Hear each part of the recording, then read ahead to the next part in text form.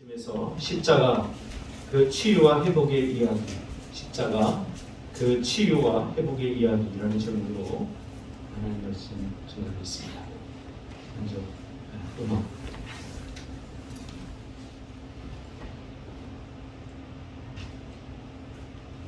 많이들 들어보신 얘기죠. 어떤 분도 따라 부르려고 막 소리도 들릴 것 같은데요. 내 속엔 내가 너무도 많아. 당신이 쉴 것 없네. 내 속엔 헛된 바람들로 당신이 편할 것 없네. 내 속엔 내가 어쩔 수 없는 어둠, 당신의 쉴 자리를 뺏고, 내 속엔 내가 이길 수 없는 슬픔, 무성한 가시나무 숲 같네. 바람만 불면 그 메마른 가지 서로 부대끼며 오르내고, 쉴 곳을 찾아 지쳐 날아온 어린 새들도 가시에 찔려 날아가고, 바람만 불면 외롭고 또 괴로워 슬픈 노래를 부르던 날들이 많았는데, 내 속엔 내가 너무도 많아서 당신은 쉴 것 없네. 여기 치이고 저기 치이고 온 세상 풍파를 다 겪고 안 부딪혀본 곳 없는 우리네 인생을 담담하게 읊어내고 있는 시인과 촌장의 하덕규 씨의 가시나무 새라고 하는 노래입니다. 이 땅에 우리는 가시나무 새 같은 존재들이죠. 죄로 말미암아 사람이 받은 가장 치명적인 상처는 바로 하나님의 형상이 깨어졌다는 사실입니다. 생육하고 번성하여 땅에 충만하며 세상을 다스리는 일을 하지 못하게 된 것입니다. 하나님이 주신 사람들과 하나님이 주신 축복들, 자연과도 화합하고 서로가 서로에게 존귀한 존재로 여기며 고마워하며 살아가는 것이 불가능해졌다는 사실입니다. 또한 자신을 대견스럽게 여기고 자신의 존재를 사랑하는 그러한 존재로서의 모든 것들이 다 깨어져 버렸다는 것입니다. 그러므로 하나님이 우리에게 주신 참 평안과 안식을 더 이상 누리지 못하고 마치 가시나무 새처럼 떠돌이 신세가 된 것입니다. 죽음과 죽음의 증상들 속에서 살아가게 된 것이죠. 죄로부터 발생하는 하나님으로부터의 소외, 또 자기 자아로부터의 소외됨으로 나타나게 되는 죽음의 증상들입니다. 외롭고 괴롭고 이 모든 것들이 죽음의 증상들인데요, 바로 하나님으로부터 소외된 인간이 경험하게 되는 감정과 정서들입니다. 뿐만 아니라 이 죄는 자기 자신을 소외시키기도 합니다. 그래서 나를 잃어버리게 되죠. 내가 누군가를 잘 몰라요. 내가 누구지? 내가 어디서 왔지? 그걸 모르니까 내가 이 땅에서 무엇을 하며 살아야 되는지 모르고 어디로 가야 되는지도 까마득하게 잊어버리고 살아가게 되는 거죠. 그래서 결국 자기 자신을 잃어버리고 진정한 자기 자신을 만나지 못하게 된 것입니다. 하나님의 축복이었던 서로가 서로 간의 관계가 이제 서로를 찌르고 뺏고 뺏기는 싸움의 현장이 된 것입니다. 우크라이나 사태를 보면서 참 뉴스 보기가 참 힘이 듭니다. 그 어린 아이들이 무엇 때문에 그렇게 죽어가야 하는지, 무고한 생명들이 왜 그렇게 죽어가야 하는지 답이 없는 고민을 하면서 가슴을 칠 때가 한두 번이 아닙니다. 왜 그 관계가 그렇게 되었는지. 많은 사람들이 정치적으로 이 문제를 해결하려고 하지만, 그러나 목사인 저는 이 정치적으로 해결할 수 없는 문제입니다. 이미 이거는 뭐 러시아가 잘못했다 이렇게 말할 수 없는 거죠. 그렇죠? 이 죄악의 씨앗들이 자라나고 있는 거예요. 우크라이나 핵을 포기하라. 그러면 다 전 세계 EU와 그리고 미국이 다 이제 모든 걸 다 안보를 책임지겠다. 그렇게 해놓고는 포기해버리니까 이렇게 공격을 해서 지금 러시아가 잘못했다라고 이야기하지만 이건 총체적이고 종합적인 문제입니다. 인간의 본질의 문제입니다. 관계가 좋을 때 우리는 행복을 누릴 수 있습니다. 그 관계를 이어주는 끈이 바로 언어, 말입니다. 말은 곧 생각의 반영인데 죄로 말미암아 생각이 오염됐습니다. 하나님의 형상이 깨어지면서 이런 것들이 오염이 됐습니다. 그래서 언어가 오염되어서 날카로워졌습니다. 상대방을 찌르고 날카롭게 베어버리는 게 된 것이죠. 그로 말미암아 수많은 상처들이 우리가 끌어안고 살아가게 되는 것입니다. 내 안에 있는 수많은 나인 줄 아는 나, 잘못된 나, 왜곡된 나, 그 나로 위장된 자아들, 그것을 가지고 내가 누구인지도 모른 채 살아가고 있는 거죠. 이런 왜곡된 자아로 말미암아 생겨난 수많은 부정적인 감정들이 있습니다. 열등감 같은 것. 자꾸 비교하죠. 만족하지 못해요. 이만하면 괜찮은데 자꾸 비교하게 됩니다. 이게 나를 잃어버리는 이 과정이에요. 이 열등감이라고 하는 것은. 물론 비교하는 것 자체가 잘못된 것은 아니지만 비교해서 자신의 초라함을 자꾸 드러내는 거예요. 이 비교를 하면 왜 안 되냐면 나의 가장 단점과 다른 사람의 가장 장점을 우리 비교하거든요. 내가 가지고 있는 것도 충분히 있는데 자신을 잃어버리면 그렇게 되는 거예요. 그냥 다른 사람이 부러운 거예요. 다른 사람의 외모가 부럽고 다른 사람이 살아가는 방식이랑 부러운 거예요. 다른 건 없어요. 자기를 잃어버리니까 이런 현상들이 나타납니다. 그뿐입니까? 우월감이죠. 치열한 경쟁 속에서 다른 사람을 짓밟고 올라서서 위에서 사람들을 바라보려고 하죠. 위에서.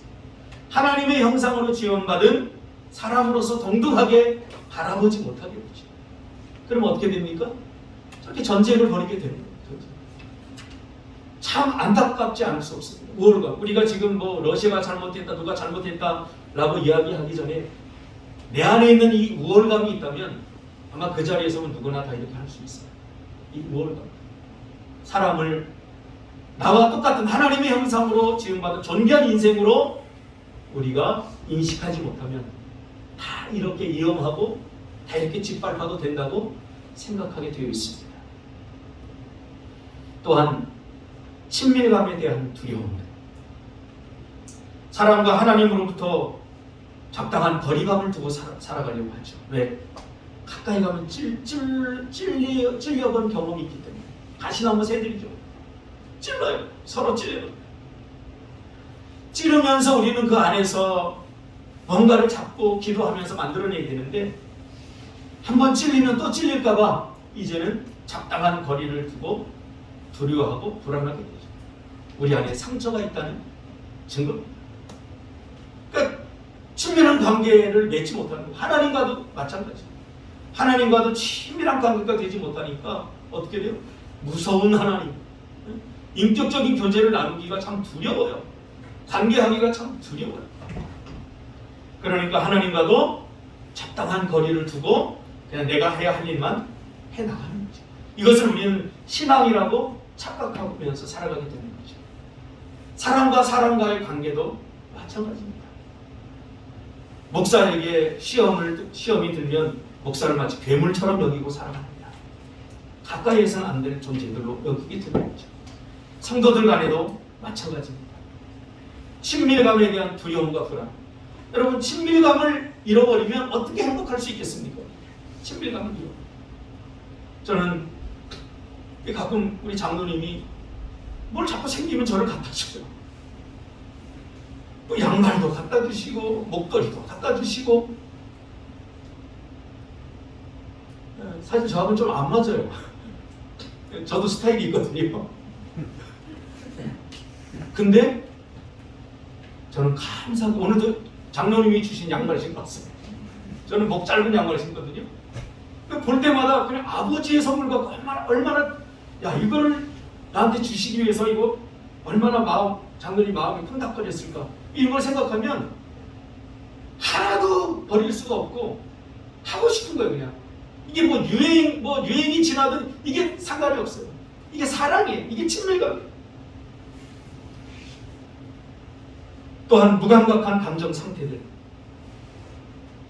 우리가 참 희노애락을 잘 느껴야지 이게 건강한 정서죠. 우리 크리스찬들이 이 감정들이 굉장히 약합니다. 오히려 세상 사람들보다 더 약합니다. 왜? 이런 감정들이 무기력해졌어요. 그걸 느끼면 고통스러우니까 자꾸 억압해놨어요. 여러분 찬양 부르다가 뭔가 울컥하면 우시기 바랍니다.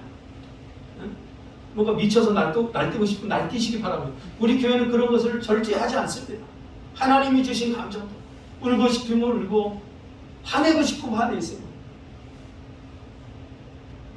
너무나 억눌려 놓으면 이게 나중에는 사라져버립니다. 이런 감정.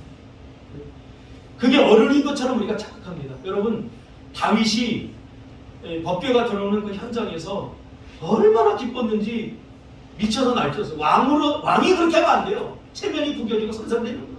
이건 있을 수 없는 일이에요. 그러나 우리는 하나님 앞에서 어린 아이들 아닙니까? 무게 잡으면 안 돼요. 이런 것들이 어른이 되어간다고 이렇게 착각을 하면서 살아가는 거예요. 그러니까 뭐 이런 장로님이 사다 놓으셨죠? 참 나는 살다 보통 이런 것들은 여자분들이 사놓는데 우리 교회는 장로님이 그걸 사다 놓으셨어요. 이거 말라가는 거 보면서 여러분 보이죠? 이게 살아있는 정성입니다. 일단 살아 놓으라는 얘기는 아니에요. 우리가 뭔가 꽃이 피고 뭔가 돋아나고 그러면 거기에 대한 반응을 해야 되잖아요. 그렇죠? 보란 말이에요. 계절이 돌아가는 것을 보고 이게 건강한 정서입니다. 그러나 이런 감각들이 무감각해졌어요. 그러니까 이게 어디에도 나타나는지 아세요? 웬만한 말씀 갖고는 감동이 잘 안 돼요. 아주 자극적인 거. 이 세상의 쾌락과 약간 비슷하게 지금 교회가 가고 있어요. 자극적인 거, 짜릿한 것 아니면은 그래 자꾸 유튜브를 보고 목사님들의 설교, 괜찮게 나가는 목사님들 설교 백날 들어보세요. 나의 무감각해진 이 감정들 이런 것들을 우리가 살펴봐야 될 필요가 있어요. 이게 무기력, 학습된 무기력이라고 하거든요. 이것도 이 무기력과 학습이 됩니다.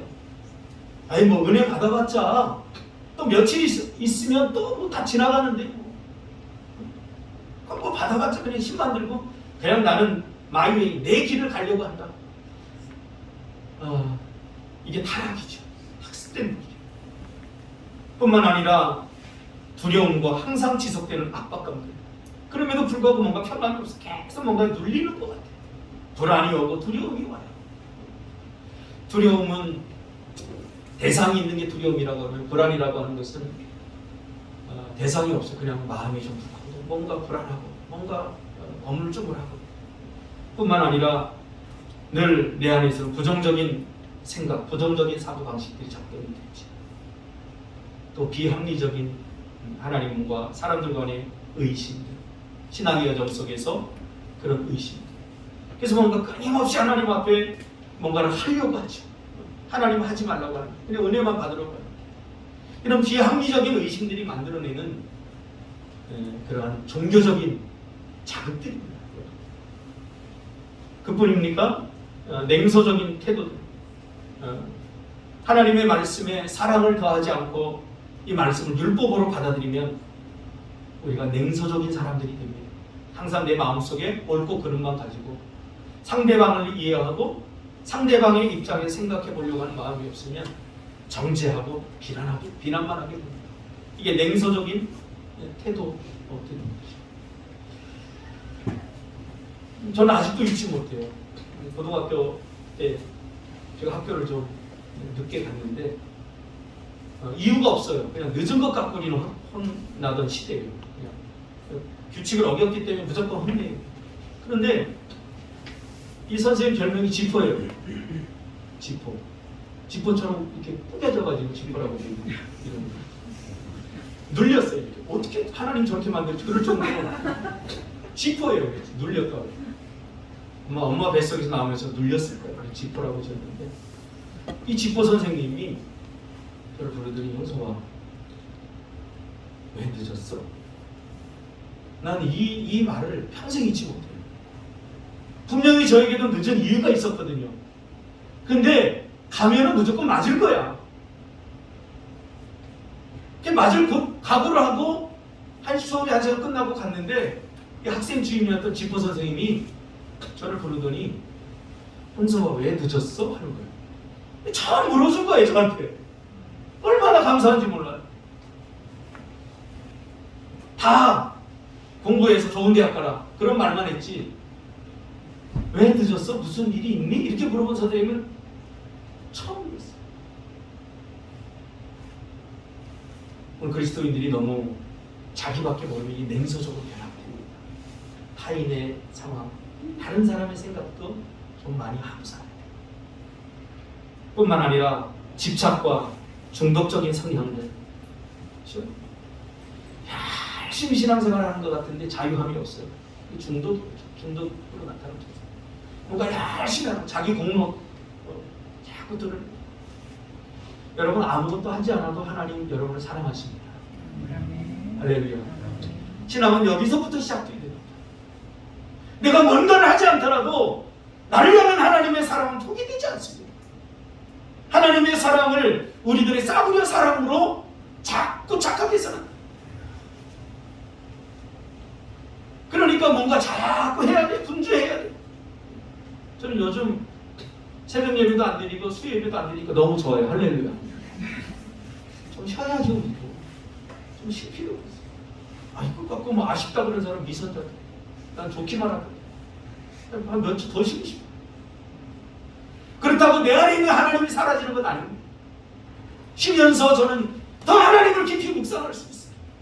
그래서 조금 쉬고 났더니 하나님께 좀 미안해서 좀 해야 되겠어요, 하나님. 그러니까 하나님이 그럼 해 그러더라고요. 하나님 좀 자유함, 부드럽지 못해 온유함이 사라졌어요. 그래서 지속적인 분노나 지속적인 근심이 계속 나타나는 거예요. 분노예요. 자기 마음이 안 되니까. 그러니까 자기 세계를 살아가는 거예요. 하나님 나라, 하나님 세계를 사는 것이 아니라 자기, 근데 조금 지루할 거야.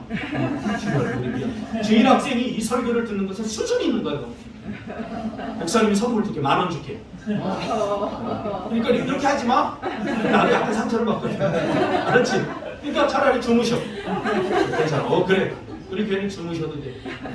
저기 돗자리 같은 거 하나 펴주세요.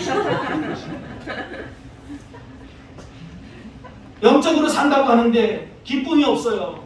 삶에 심한 굴곡 현상들이 나타나요. 양끝으로 가요. 통합적 사고 능력이 상실됐어요. 그래서 기독교 국가 만들어야 된다고 막 그러는 거예요. 그렇게 기독교 국가, 하나님의 나라는 여러분 대통령을 장로님 세우고 모든 시스템이 기독교 국가로 다 만들어 보세요. 그 안에 죄악이 없을 것 같아요. 제발 그런 식으로 이원론적 사고를 좀 버리시기 바랍니다. 그런 생각 하지 마시고, 물론 그렇게 하면 좋겠죠. 우리가 최소한 희망은 가질 필요가 있죠. 그러나 그런 것들이 내 안에서부터 시작이 됩니다. 내 안에 이루어지는 하나님의 나라를 맑게 하고 깨끗하게 하고 그 하나님 나라를 건설해 나가는 것, 그리고 성장시키고 자라게 하는, 이게 얼마나 중요한지 몰라요. 내 안에 있는 하나님의 나라는 엉망이고 무질서한데 자꾸 너의 하나님, 세상에 있는 하나님을 자꾸 탓해서는 안 돼요. 그러니까 자꾸 책임을 전가하죠. 이 책임 전가는 성격 장애의 전형적 모습들입니다. 성격 장애는 자신 하나도 안 힘들어요. 다 다른 사람 핑계대고 탓하면 되는 거예요. 너 코로나 왜 걸렸어? 태안 집사가 전번에 와서 저기서 와서. 다 성격 장애 전형적인 모습이에요. 그럼 코로나에 걸렸으면 아하, 주의 은혜인가 보다. 할렐루야. 저는 각오를 했어요. 예배 드리다 코로나 걸리면 저는 다음 주에 안 나오고 준석 집사가 여기 설교할 거예요. 할렐루야. 왜 아멘 안 해? 다시 할렐루야. 누가 설교하면 어떻습니까? 제발 책임 좀. 누구 때문? 부모 때문. 이제 다 털어내세요. 부모 때문입니까? 죄 때문이잖아요. 죄 때문이죠. 누구 잘못 만나서 그렇습니까? 뭘 누가 잘못 만나요? 자신이 다 선택한 거지. 이 지속적인 분노, 영적 심한 불복 현상들, 책임 전가, 이게 다 죄로 말미암아 하나님 영상에 끼어지니까 이 성격 장애들의 모습으로 나타납니다. 그런가 하면 이 정신 장애는 모든 것을 또 자기 탓만 하는 거예요. 내 탓이요. 그것도 건강하지 못합니다. 내 탓이요. 좀 자기가 죽는 거예요. 정신적으로 약해지는 거예요. 다 내 탓인 거예요. 그렇지 않습니다. 이 통합적 사고 능력이 상실되니까 자꾸 그렇게 되는 거예요. 끝과 끝에서만 자꾸 놀려. 그런가 하면 타인에 대한 지나친 인식, 자기를 잃어버리니까, 자기 자존감을 상실해버리니까 다른 사람들이 나를 어떻게 보내, 여기에 그냥 집중해요. 다른 사람이 나를 어떻게 보든 이게 뭐 중요합니까? 뭐가 중요해요? 제가 몸이 좀 안 좋아서 헬스를 시작했어요. 할렐루야. 헬스 시작했는데 헬스 트레이너가 저보고 목사님이시죠? 그러더라고요. 할렐루야. 나는 그 사람에게 내가 목사라고 거룩하게 뭐 성도니 이렇게 한 것도 없고 그냥 철랑거리면서 가서 그냥 예. 저한테 형님 그러는데 형님이든 말든 아주 재밌게 배웠어요. 그게 뭐 중요합니까? 타인이 나를 바라보는, 좀 기분은 나쁘더라고요. 몸이 너무 굳어있다고. 그동안 뭐 했냐고. 조사를 했는데 근육량은 상당히 많은데 지방이 엄청 많더라고요. 아무튼 많아요, 저는. 타인에 대한 지나친 인식, 나를 잃어버리면 다른 사람이 만들어오는 내가 돼버리는 거예요. 내가 하고 싶은 거 못하고 다른 사람들이 원하는 대로 살아가는 거예요. 여러분 얼마나 힘듭니까? 그냥 나로 사는 거예요. 은주 씨가 저 곱슬머리에 사는 거 참 대단한 자존감이다. 할렐루야. 내 모습대로. 저는요 약간 곱슬이라 매일 세팅으로 피거든요. 어느 날 꼬부라졌어요. 꼬부랑 머리들은요 쫙 내리는 머리를 얼마나 좋아하는지 몰라요. 그렇죠, 입사님? 부러워요. 내 모습대로 사는 거. 그래도 기죽지 않으면 이게 얼마나 중요한지 몰라요. 또한 완벽주의적 근성들, 보여주기 위한 표면식, 이게 다 우리를 잃어가는 거예요. 주님이 내가 나를 어떻게 보느냐보다 더 중요한 것은 주님이 나를 어떻게 보느냐, 어떻게 대하느냐, 이게 중요한 거예요. 주님은 나를 천하보다 귀하게 여기며 존귀하게 여겨주십니다. 이렇게 형편없는데, 이렇게 부족한데도, 이렇게 죄투승인데도 주님이 나를 존귀하게 여긴다는 거예요. 근데 여기서 그치는 게 아니라 나만 존귀하게 여기는 게 아니라 너도 존귀하게 여겨. 또 우리가 너를 바라보는 시선을 좀 바꿔야 돼요. 우리 하나님은 나만 사랑해, 그게 아니라 나를 사랑하시 너도 사랑하는 거예요. 이 사실을 우리가 반드시 기억해야 돼요. 그래야 관계가 건강하게 성립이 됩니다. 하나님이 나만 사랑해 그러면 다른 사람이 나에게 아픈 말을 하고 상처를 주면 하나님 저 사람 죽여주시옵소서 이렇게 기도할 수 있어요. 저 사람 천벌을 내려주시옵소서. 아니에요. 우리가 생각하기에 형편없어 보여도 하나님은 그 사람도 사랑한다는 거예요. 이것을 붙들어야 돼요. 하나님이 나를 어떻게 보느냐, 하나님이 우리를 어떻게 보느냐, 이걸 붙들어야 돼요. 내가 너를 어떻게 보고 내가 나를 어떻게 보느냐, 이것을 우리가 잃어버렸기 때문에 어디서부터 시작해야 되냐면, 그러면 원래 나는 누군가, 원래 나에게 상처 준 저 사람 누군가, 그걸 봐야 돼요. 그러면 가장 정확하게 하나님께서 가르쳐 주셔요. 다 존귀한 인생들이다. 하나님. 여러분 아이들 노는 걸 보면 참 많은 것을 깨달을 수 있습니다. 2달 동안 우리 아이들을 이렇게 제가 상담을 하면서 서로 많이 데리고 놀았어요. 처음에는 얼마나 사이좋게 노는지 몰라요. 그런데 100% 안 싸우고 간 날이 없어요. 할렐루야. 제가 보는 앞에서도 그런데 여러분 집안 아이들은 또 얼마나 싸우겠습니까? 우리 집 아이도 똑같아요. 우리 막내는 좀 시크해요. 버릇이 없고 건방져요. 그래서 우리 둘째는 그런데 굉장히 세심해요. 배려심도 많고. 그렇다고 둘 사람이 누구 나쁘고 좋다고 얘기하는 거 아니에요? 그냥 있는 모습 그대로 얘기하는 거예요. 막내는 편하니까 다 받아주니까 그렇게 하겠죠. 근데 둘째는 그래도 책임의식이 있어요. 그래서 막내가 투덜거리고 다 받아줘요. 근데 결국은 뭐냐면 둘이 날마다 싸운다는 사실이에요. 저렇게 좋은 둘째도 저렇게 막 나가는 막내도 결국은 다 싸워요. 이런 제 원리들이 다 작동합니다. 우리 안에. 자기의 없는 줄 아세요? 자기의. 충만해요. 가만히 보면 아무것도 아닌 것 가지고 싸웁니다. 하나님의 형상이 깨어졌기 때문입니다. 아무리 싸우면 안 된다, 아무리 사이좋게 지내야 된다라고 이야기해도 다 소용없습니다. 그래도 싸울 겁니다. 그러니까 부모는 싸우지 말라라고 이야기할 때 싸우지 않는 것을 기대하고 하지 말고 사명이니까 그냥 그렇게 하는 거예요. 그걸 기대하면 안 돼요. 또 싸우면 내가 또 힘들어져요. 그래 내가 할 소리 하면 돼요. 싸우지 마. 니네들 싸우지 마. 아빠가 혼낼 거야. 그렇다고 안 싸우는 줄 알아요. 또 싸워요. 그럼 너 아빠를 무시해. 이때부터 힘들어집니다. 그러니까 아빠 무시한 거 아니거든요. 내 안에 있는 죄악이 자꾸 발동하는 거거든요. 근데 아빠는 뭐예요? 자기 나름대로 자기는 무시한다고 생각하는 거예요. 아빠가 싸우지 말는데 왜 무시하는 거야? 이렇게 돼버리는 거예요. 그러면 쟤네들은 뻥치죠. 무시한 적이 없는데 그냥 싸웠을 뿐인데. 그래서 서로의 관계가 깨어지고 힘들어지죠. 이게 죄악이 자꾸 우리 안에 이게 작동되는 원리들입니다.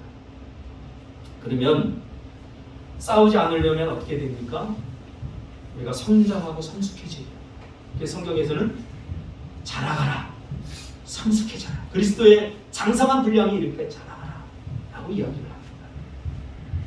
성장하고 성숙하려면 가장 먼저 해결되어야 될 부분이 바로 죄로 말미암아 상처난 우리의 자아가 먼저 치유됩니다. 우리 자아가지. 욥기 5장 17절에 보니까 당신은 행복한 사람입니다. 왜냐하면 하나님께서 당신의 잘못을 고쳐주시며 치유해 주시기 때문입니다.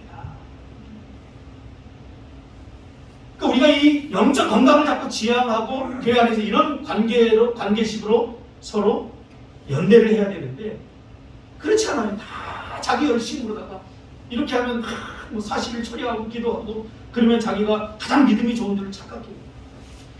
믿음이 좋다는 건 관계가 좋다는 거예요. 하나님과의 관계, 우리 서로의 관계. 그러니까 서로가 서로에게 편안한 사람이기 때문에 불편해질 사람, 편안한 사람. 하나님과 우리 사이도 편해지고 불편해질 사람. 우리가 구원받은 것은 전적인 하나님의 은혜입니다. 나의 노력과 애씀이 구원에 전혀 영향을 미치지 않았습니다. 이것이 십자가가 전하는 메시지입니다. 내가 구원받은 것은 내 의, 내 공로가 아닙니다. 우리 모두는 이유 없이 구원받은 거예요. 우리 모두는 이유 없는 사랑을 받은 거예요. 하나님이 나를 왜 사랑하지? 여기 답을 찾는 사람 다 가짜예요. 이유 없어요. 그냥 사랑하는 거예요, 하나님. 이게 진짜 사랑이에요. 그러니까 우리도 이 사랑을 닮아서 서로가 서로에게 적용을 해야 돼요. 세상 사람들이 하는 값싼 사랑, 기브 앤 테이크가 아니라 성경적 사랑은 기브 앤 기브예요. 그리고 또 기브 앤 기브예요. 여러분, 하나님이 우리가 살아가는 모습이 괜찮아서 우리에게 복 주시는 거 아니에요. 사랑하기 때문에 복 주시는 거예요. 여러분, 자녀들이 착하게 굴어서 뭐 학교 보내주고 그래요? 김천 집사님 자꾸 보지만 쟤는 좀 정상적이에요. 초등학생이 여기 와가지고 10분이 지났는데 이렇게 들으면 그 비정상이에요. 막 움직이고 나중에 막 뛰고 소리 지르고. 괜찮아? 이게 정상이에요. 신경 쓰느라고 자꾸 눈이 글로 가니까 잊어버렸네. 짧게 그만할까요? 맞아요. 애들이 뭐 잘해서 사랑하는 거 아니잖아요. 사랑하니까 기다려주고 인내해주는 거잖아요. 우리를 향한 하나님의 사랑과 은혜가 이와 같다는 거예요. 그러니까 예수님을 닮아라 그 말은 뭐냐면 너희들도 좀 제발 그렇게 사랑할 수 없니? 그걸 물어보는 거예요. 자꾸. 우리 항상 결론에서 그게 어떻게 가능해요? 누가 가능한지 물어보랬어요. 그렇게 하라고 했죠. 신앙에서 제일 조심해야 될 게 뭐냐면 결론에서는 뭐예요? 결론은 하나님의 영역입니다. 할 수 있어요 없어요를 내가 정해놓은 것은 하나님만이 할 수 있는 것을 내가 그 침범하는 거예요. 제가 지금까지 살아오면서 하나님이 가장 싫어하는 거 뭐냐면 바로 이거더라고요. 제가 직접 경험하고 체험합니다. 하나님 나 못해요. 그럼 하나님 그 다음부터 딱 침묵하셔요. 얼마나 고통스러운 줄 아세요? 네가 뭔데? 네가 뭔데? 너를 향한 그 계획들과 너의 길들을 내가 다 준비해놓고 가라고 하는데 네가 뭔데 거기 손을 다냐? 그러니까 굴러들어온 복을 걷어차는 거야 내가. 자꾸 얼마나. 이 은혜를 깨달은 사람은 우리를 향한 하나님의 사랑과 은혜를 갚으려고 하지 말고 그냥 행복하게 살아주는 것이 누리는 것이지. 우리 아이들이 제가 그랬잖아요. 은혜는 절대로 갚을 수 없어요. 은혜는 갚아지지 않는 거예요. 갚아지지 않아요. 은혜는 갚으려고 하는 게 아니라 은혜 베푼 사람에 대한 예의는 뭐냐면 최대한 내가 그 베푼 은혜를 누리는 거예요. 행복하게 사는 거예요. 그게 중요해요. 또 율법적인 사람들은 은혜를 자꾸 갚으려고 해요. 그러니까 어떠냐면 하나님과 이 정도 하면 됐죠. 아니 천하에 하나님이 우리에게 베푸는 은혜를 어떻게 갚습니까? 저도 마찬가지예요. 제가 지금까지 받은 은혜들, 사람들에게 받은 은혜, 정말 힘들고 어려울 때 제 등록금을 대줬던 그 권사님, 내가 뭘 해서 드려야 그 사람 뭐 갚을 수가 있겠습니까? 그냥 표현하는 것뿐이에요. 너무 감사하니까 고맙습니다. 감사합니다. 그 마음을 갖고 지금도 생각날 때마다 기도해 주는 거죠. 은혜는 절대로 갚을 수 없는 거예요. 누려야 돼요. 하나님이 우리에게 주신 은혜를 여러분 누리시길 바랍니다. 할렐루야. 누리시기를 바랍니다. 야 내가 이렇게 누려도 되나? 누려도 돼요. 누려도 돼요. 충분히 누려요. 너무 자유함이 없어요. 어느 날 어떤 권사님 저한테 그래요. 정말 힘들게 살았어요. 신혼 시절부터 방도 방 같지 않은 방에서 살고 정말 힘겹게 화장실도 없어갖고 100m나 가서 와 있는 그런 내가 보더라도 정말 힘겹게 신혼생활 시작했더라고요. 그런데 어떻게 하다 사업에 성공해서 막 해외 여행도 다니고 막 돈도 막 돈이 들어오는데 막 두려운 거야 마음이. 이거 어떻게 어디다 써야 되지? 그러니까 저한테 그러더라고요. 근데 전도사 때인데 전도사님 내가 이렇게 누려도 돼요? 하나님께 죄송스러워요. 뭐가 죄송스러워요? 그래서 하나님이 십자가에 죽으셨는데 우리를 잘 살게 해요. 부모가 고생해서 자식들 키워서 자식들이 행복하게 사는 거 보면 그게 얼마나 행복입니까? 그렇죠? 다들 아멘 안 하네? 뭔가 뭘 해줘야 돼요 자꾸? 부모에게? 네? 아니에요. 구원받은 이후 우리의 삶은 그러므로 구원받느냐 못 받느냐의 싸움이 아니라 이 구원을 누리느냐 누리지 못하느냐의 치열한 싸움인 것입니다. 구원받은 사람답게 살아야 됩니다. 그러려면 우리 깨어진 자아가 회복됐다는 사실을 우리가 기억해야 됩니다. 하나님의 은혜는 갚으려고 해도 갚을 수 없는 은혜인 것입니다. 우리가 행복하게 사는 것, 그것이 뭡니까? 바로 우리가 자라가고 성숙해가는 거예요.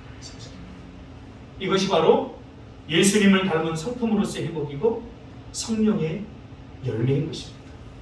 성령의 열매는 내가 노력으로 맺어지는 것이 아니라 십자가 안에서 맺혀지는 것입니다. 어떤 분이 얼마 전에 어떤 분을 만났는데 너무 편안하고 좋았다. 그런 얘기예요. 너무 편안하고 좋다. 맞아요. 편안하고 좋다. 그러니까 성숙한 사람을 만나면 그래요. 무슨 말을 해도 밖으로 나갈 일 없고 무슨 이야기를 해도 그냥 편안하니까 다 이야기하고 편안한 사람. 이게 성숙한 거예요. 여러분 햇볕이 쫙 찌면 어디에 가서 쉬고 싶어요? 큰 나무 그늘 밑에 가서 쉬고 싶잖아요. 그렇죠? 바람도 싹싹 바로 그거예요. 편안한 사람. 또 어떤 사람을 찾아가면 매일 좋은 말 하려고 해요. 가르치려고 해요. 또 뭔가 불편하고. 서로가 하나님의 형상을 따라 지음받은 서로에 대한 존중, 배려, 이것이 얼마나 중요한지. 저는 자녀 교육 강의를 나가면서부터 다른 자녀들에 대해서 제가 절대 정죄하지 않는, 이렇게 해라 저렇게 하지 절대 않습니다. 왜요? 내 자녀도 내가 잘못 키우는데 무슨 남의 자녀 내가 뭐 어떻게 할 수가 있어요? 저희 어머니가 제가 목사 한수 딱 받으니까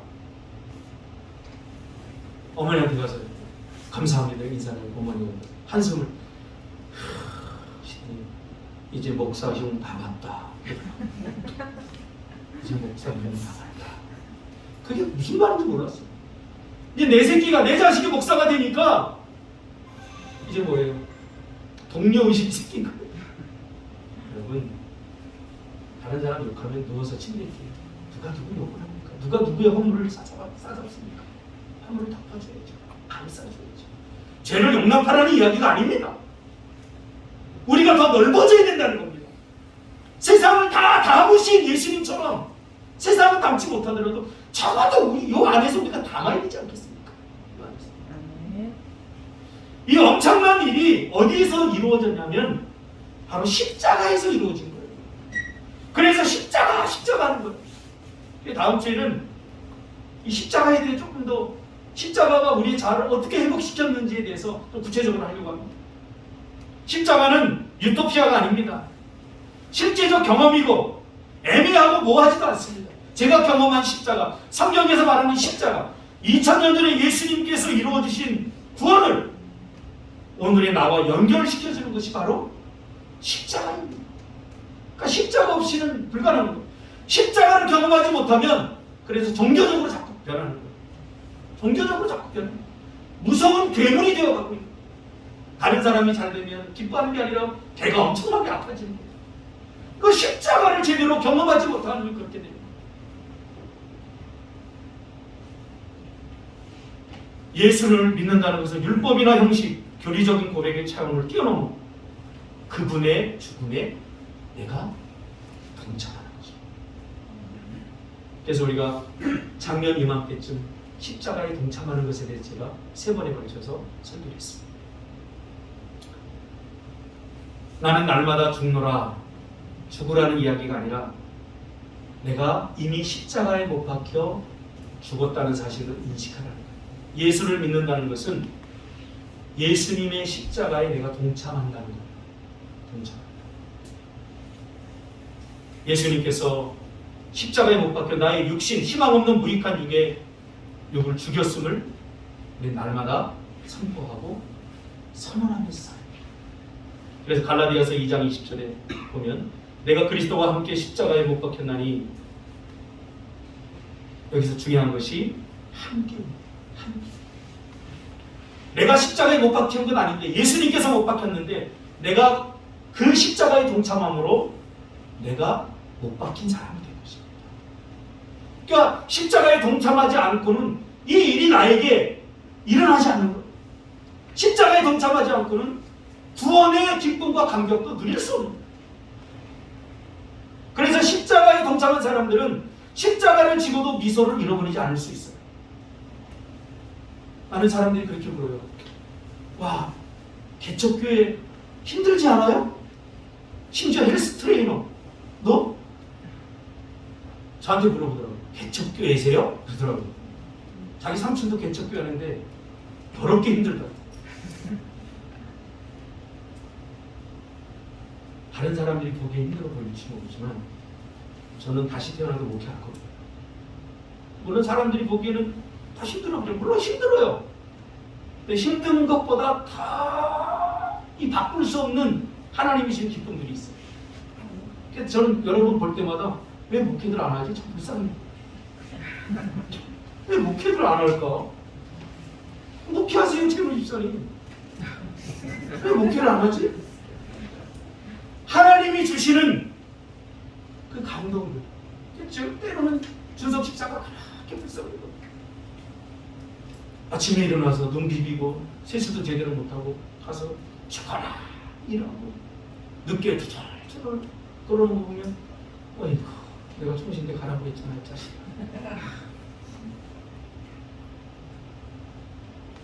위로부터 주신 십자가를 경험하게 되면 세상의 눈, 세상의 가치가 아니라 하나님의 눈, 하나님의 가치가 들어오면 딴 세상이 열립니다.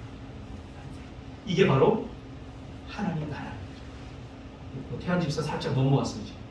어떻게 원서 갖다 줘요? 내가 이거 은퇴하면 누군가 해야 되지 않겠어요? 시원이 시키려고? 누군가 해. 오늘 본문의 말씀이 바로 그 얘기입니다. 예수님의 죽으심은 나를 대신하고 나를 대표해서 죽은 거예요. 때문에 그의 일이 나의 일이 되는 거예요. 십자가.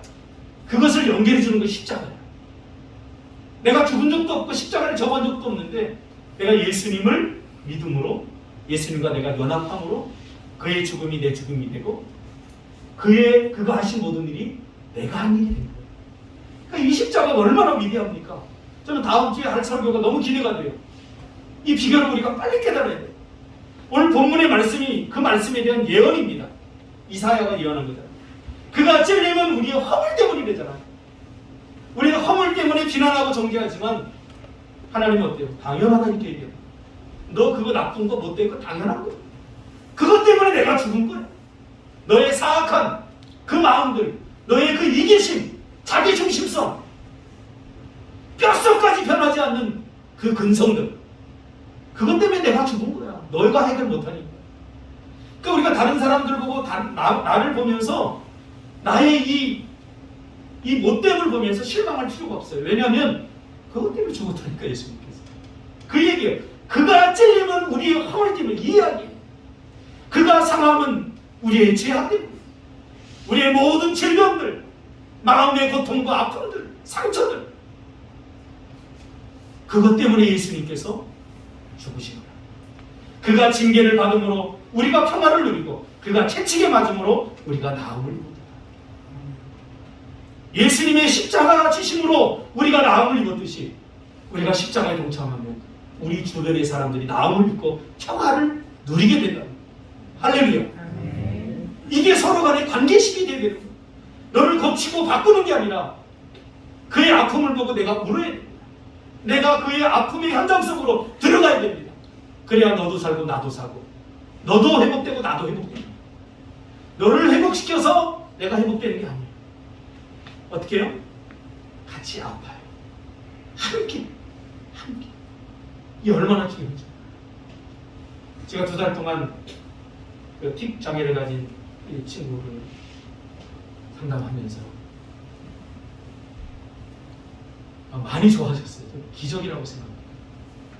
이 부모들이 처음에는 한 달 동안에 증상이 더 심해져 갖고 돈 아까운 생각 들고 막 이러면서 저를 바라보는 이 눈도 언어잖아요. 막 째려보더라고요. 아니 내가 그렇게 투자를 했는데 안 고쳐주고 얘가 더 심해졌네 한 달 동안. 그렇죠. 한 달 동안 제가 자극을 계속 주니까 틱이 굉장히 심해져요. 저는 그것을 이제 분석을 해야 되니까 그러나 이 안을 대고 다니면서 답을 하나님 주신 답이 있어요. 뭐냐면 함께하고 그의 아픔 속에 들어가는. 그래서 제가 2달 동안 힘들었어요. 얼마나 신경이 예민하고 날카로워졌는지 우리 집사람이 당신 갱년기 왔어 그랬어요. 누군가의 아픔을 짊어진다고 쉽지 않아요. 그 속으로 들어. 그러나 그 아이가 마지막에 가면서 그 부모들이 죄송해요. 우리 아이가 너무 좋아졌어요. 우리 아이가 달라졌어요. 그 이야기를 들으면서 긴장이 쫙. 제가 한 거 아무것도 없어요. 그러니까 함께 해줬어요. 소리를 막 내니까 부모들도 이 아이가 식당에 데려가지 못하는 거예요. 부모들은 창피함보다는 고통이겠죠. 그 자녀가 그렇게 하는데 여러분 생각해보세요. 우리 집사람이 한번 따라왔다가 저한테 당신 대단하다. 그게 내 자식이라고 생각해보세요. 그 소리가 십자가에 못 박는 소리처럼 들리고 고통으로 느껴지지 않겠어요? 그래서 식당을 가본 적이 없대요. 제가 그 아이들을 데리고 식당에 갔어요. 식당에 얼마나 좋아하는지 몰라요. 와! 인생 쌀국수에 막 이래요. 그럼 평범한 국수 한 그릇 사줬는데 인생 쌀국수래요. 식당에 들어갔는데 여기 곽지국수 싼 데 들어갔잖아요. 근데 인생 국수예요. 인생 막 이래. 박물관에 데려가 손 꽉 잡고 갔어요. 이러니까 주변의 사람들이 있다가 다 도망가요. 제가 눈으로 그 사람들 때렸어요. 뭐가 어때서? 손잡고 괜찮아. 다 진짜 괜찮은 줄 알았어요. 마음이 평안해지는 거야. 이제는 이 부정적 에너지들이 나가버리니까 이제 이 소리도 점점 작아지더라. 예수님이 우리에게 준 최고의 축복은 우리와 함께 해주고, 여러분이 어떤 순간에도 예수님은 여러분과 함께 하십니다. 어떤 고통스러운 순간에도 세상 사람들이 다 배신하고 떠난다고 했지만 예수님은 함께 해주십니다. 기도하겠습니다.